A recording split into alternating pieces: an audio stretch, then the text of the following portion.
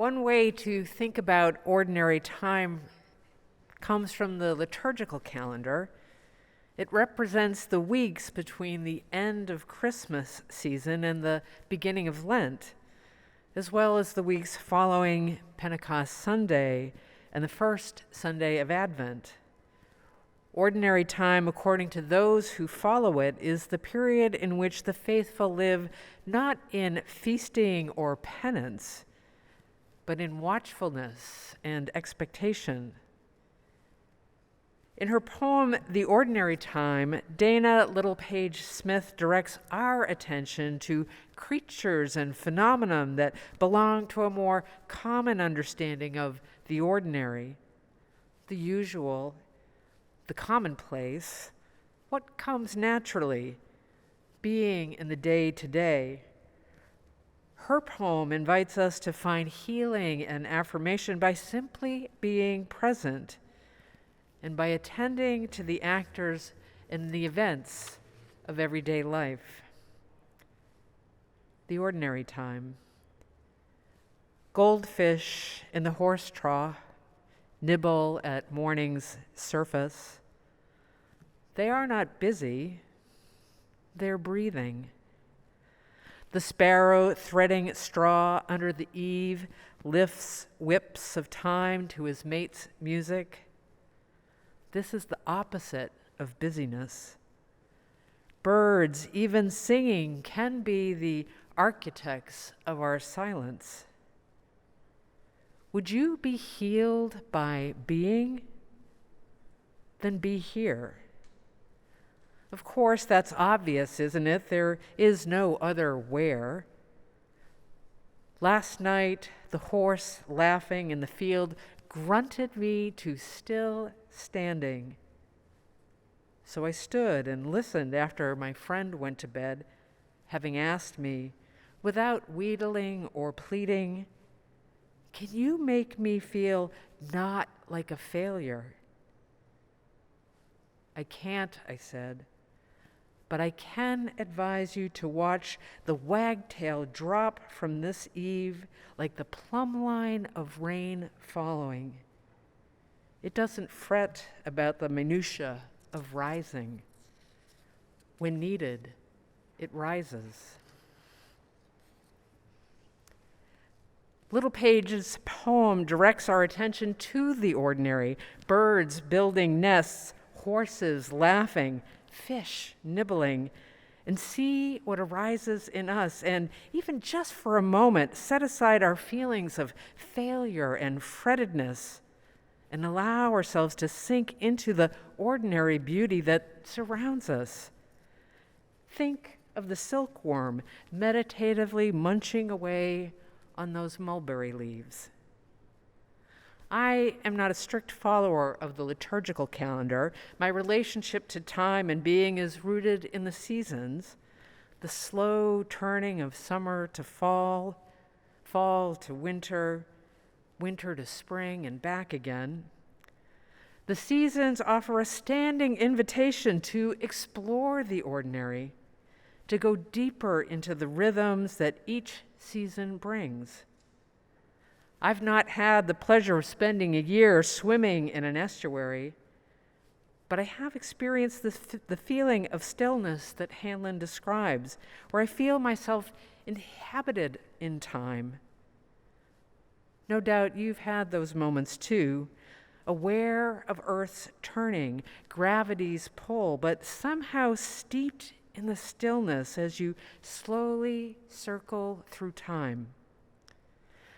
Now, Wendy and I just returned from a month on the East Coast, spending time on the Kennebec River in the little town of Bodenham, Maine. We spent our time observing the river, the tidal shifts and flow of the currents, the sunlight sifting through the trees and resting atop the wild rice growing in the water. Late afternoons, we listened to the distant thunder roll in. We kayaked and swam in the river, watched eagles and osprey fly, and sturgeon 6 feet long jump from the river and then nosedive back in.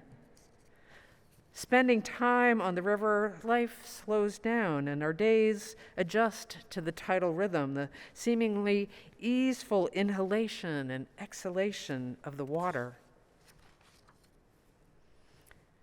Over time, we settle in and sink down while riding the curve. Time had not stopped, but we grew still. I sat in my rocking chair, immersed in Hanlon's story. There is no absolute pause, she writes. Just as there is no actual hiatus at the top of the tide. But it's deeply ingrained in humans to seek out a still point in a spinning world. But these days, stillness seems hard to find. Instead of slowing down, we move at an accelerated pace. We are living in extraordinary times. Nature's rhythms ravaged by industrial proliferation and pollution, human greed and thoughtlessness.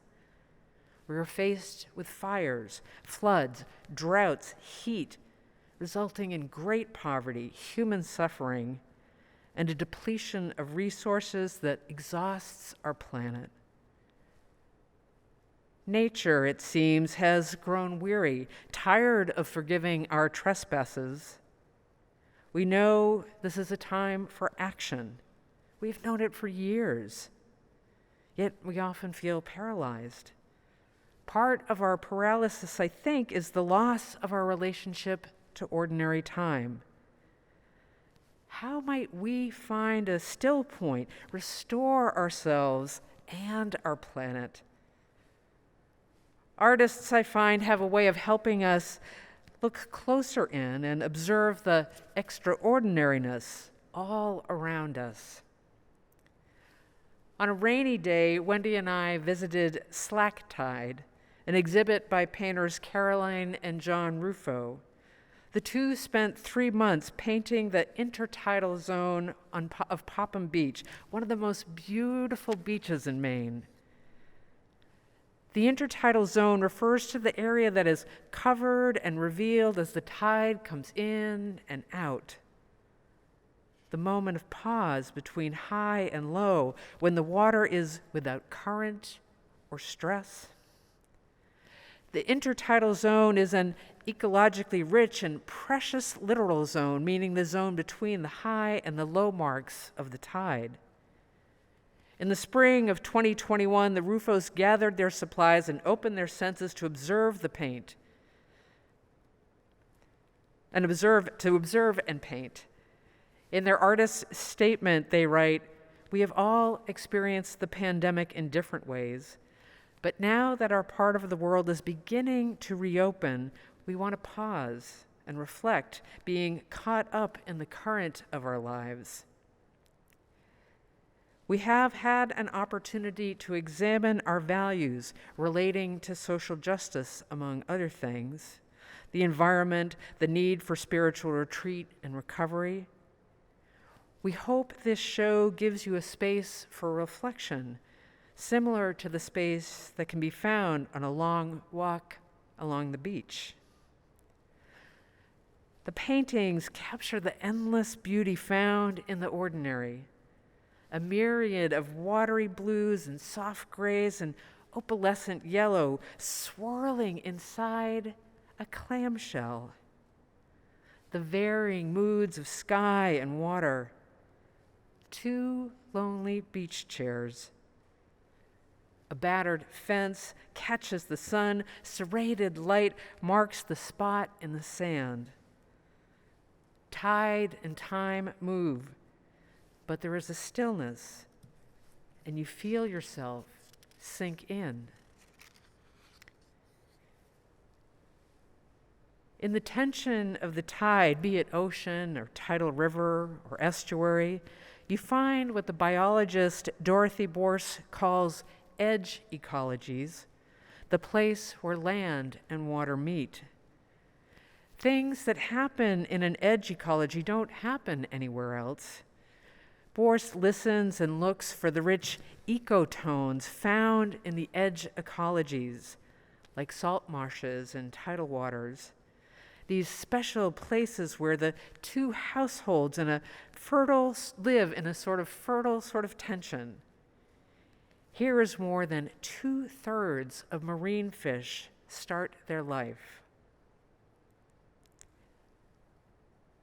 These watersheds are a gathering place, a commons, if you will, where life is formed and forming. Out of ordinary rock, mud, the comings and goings of salt and fresh water, the deep roots of cordgrass and other plant life, insect debris, leaf debris, discarded shells embedded in the soil, comes the rich oozing and intermingling that holds life together. This is what Hanlon witnessed as she swam into the deep, wet womb of the estuary, leaving her feeling both redeemed and restored.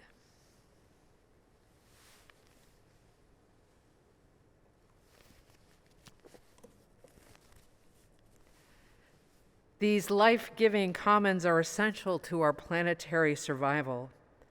They cleanse and protect. They procreate, building systems that sustain life. They literally hold us together. Think about this. Since colonial time, approximately half of the nation's salt marshes have been dredged, filled, and built upon. In our home state of California, we have lost between 75 to 85% of our original coastal wetlands. Without them, we lose the edge and the floodwaters rise. But there is still time. Whether you don a wetsuit to swim in the channels of a 25,000-acre estuary, pick up a paintbrush and head to the sea, or gently ask your husband to leave the light be while you watch the last brush of gold leave the sky. The invitation is the same.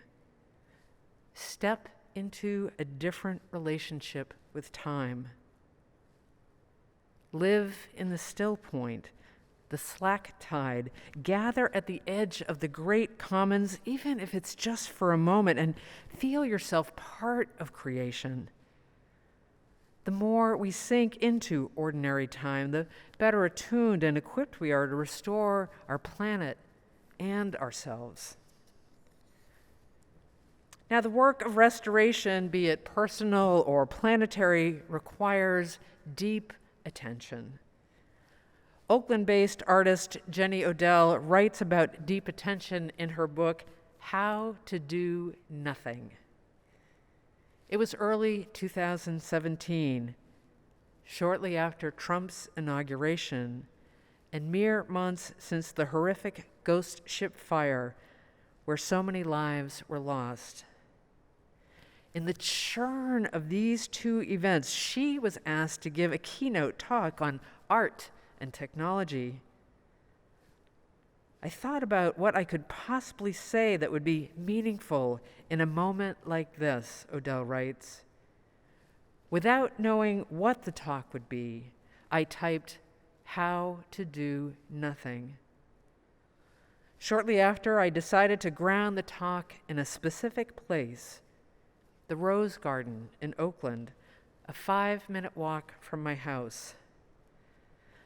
I did that partly because it was the Rose Garden that I'd been brainstorming my talk, but I had also decided that the garden encompassed everything I wanted to cover. The practice of doing nothing, the architecture of nothing, the importance of public space, and an ethics of care and maintenance. What happened in the garden was the beginning of an act of redemption and restoration.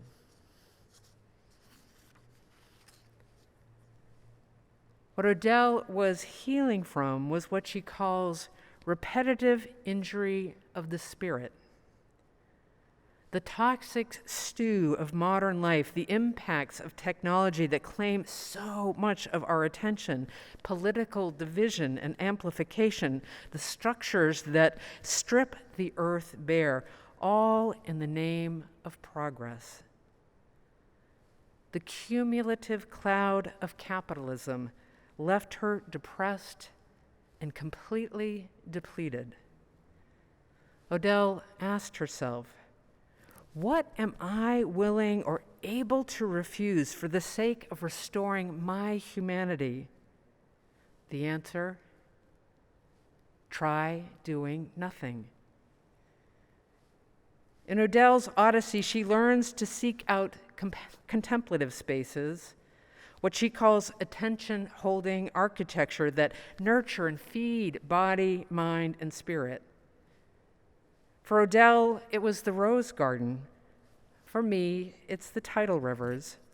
For you, maybe it's the mountains or meadows, the open desert, or a deep dive into the sea. Sometimes all it takes is a gaze out the window where you catch the rise and fall of a swallow on summer's eve. Odell writes about the importance of bioregionalism, which is based on observation and recognition of what grows where and is rooted in the cultures of indigenous traditions that live close to the land. It teaches us how to appreciate the complex web of relationships and work to protect them. We learn to identify with place, weaving ourselves into the region through close observation and responsibility to the local ecosystem. Bioregionalism is another way we can learn to live in ordinary time.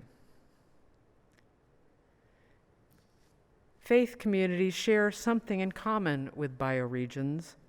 They too should be, can be, and often are attention-holding architectures that seek to nurture the spirit and deepen connections. We are more than a social network. Rather, let's see ourselves as what Odell calls mesh networks, where the focus is deepening our attention and understanding to what holds us together and brings life forward. We need to immerse ourselves in stories and teachings of ancient and ordinary time, out of which the cordgrass grows, the cordgrass and the clams grow, the redwood takes root, and the slack tides continue to turn. The need for personal, spiritual, and ecological repair is now. It is time we stepped in to do the holy work of spiritual and ecological restoration. Let us begin by settling in and resting in the still point as we go round and round this extraordinary spinning world. May it be so.